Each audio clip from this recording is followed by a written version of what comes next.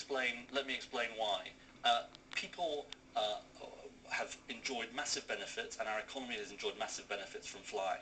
Now, we don't think that flying can be unlimited, so we've said that we will ensure that by 2050, the date of our 80% target, we will limit carbon emissions from aviation to their current levels. But within that, you can expand airports like Heathrow. And everyone who's been at Heathrow knows it is full to the gills, frankly, and most of that is not coming from domestic flying. The vast majority comes from international flights, and our economy has to keep moving, and people have to keep travelling around. Okay, I mean, Greg, your policy is to oppose the expansion, isn't it? It is. We think people should have a choice. I mean, why would anyone fly to Paris or Brussels when they can go by train?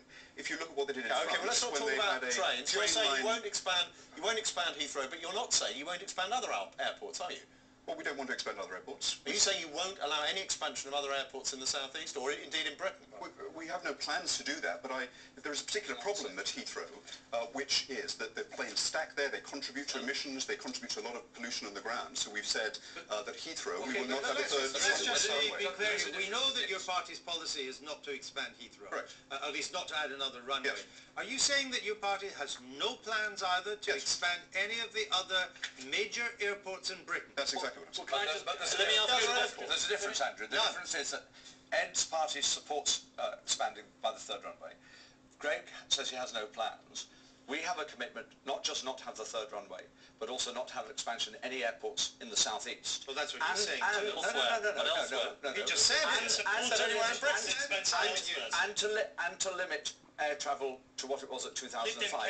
And to Darren, and to make sure that you incentivise people to go by train by bringing the train fares down, and by making sure that people have much more effective high-speed rail. There needs to be a degree of honesty in this debate. Greg's own spokeswoman, Teresa Villiers, says we do not rule out the possibility of airport expansion in the southeast. She said that as recently as last year, but you just did rule it out. So we've got no plans to build any more runways in the southeast. To expand it. No, we talked about expansion. We don't have any. We don't have any plans to build any more runways. Why did she say she doesn't rule it out then? What's the difference between not ruling it out and having no plan? It's an option. We don't have any plans. I don't know any proposal. I haven't heard any proposal to build another airport runway in the southeast. But ultimately, the issue isn't about capacity, it's about emissions, isn't it? Correct. It's about emissions from the aviation sector. So will you sign up to a limit on aviation emissions?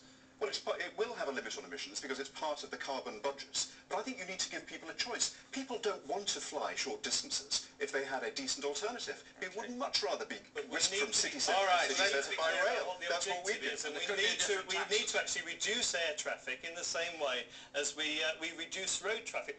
In terms of motor transport on roads, we talk about a modal shift and get people onto public transport, cycling and walking. We need that modal shift in terms of air traffic. What's a modal shift in English? We need modal shift in English. We need people, less people flying, more people travelling by train, looking at alternatives. Okay. There's a lot of business conferences. Simon Hughes,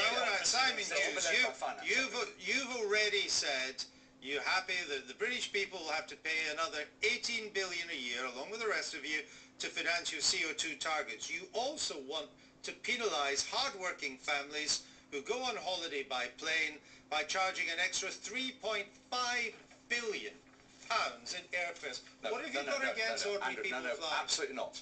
The thing we want to discourage is for people to fly around the world doing business trips when they could do them on video conferencing. We're really clear that we mustn't discriminate against people who have their one family holiday a year. Going to raise 3.5 billion and the way we do it, the way we do it is by making sure that you have the tax instead of on the number of passengers in a plane, on the plane as a whole. So you disincentivize airline companies from having half-empty flights. And where there's a cheap alternative, then you would have an additional tax. But Are you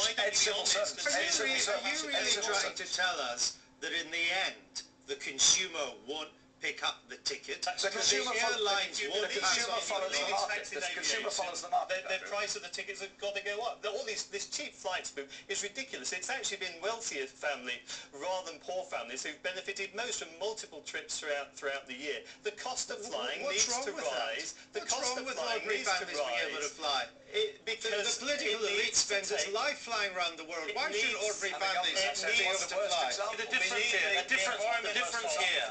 The difference here is one of candour about the fact that we do need expansion in some areas, but within limits, and also about the fact that do we think ordinary people should carry on being able to fly? I frankly do, and don't think it should just become the preserve of the rich. But I think that's the problem be more expensive because the cost of flying needs to take account of the full But environmental cost. if you bring the rail travel costs down every year, which you can do by regulation. You can't go by rail to America, Simon. Of course you can't go by rail to America, but lots not yet. Lots of flights in this country are taken by air, by civil servants in your department in others. Well, we are very clear about slashing rail fares. The leader has been flying around Britain in a plane, Mr. Hughes. I think all the leaders have used planes during the election. Exactly. That's why nobody is saying you can't fly. The ordinary family from Scunthorpe who wants to go to Ibiza for 2 weeks, you want to penalise them, add it all up, and you're going to take £3.5 billion away from them. We are wanting to make sure the airlines understand that they should fly with full planes, not partially full planes,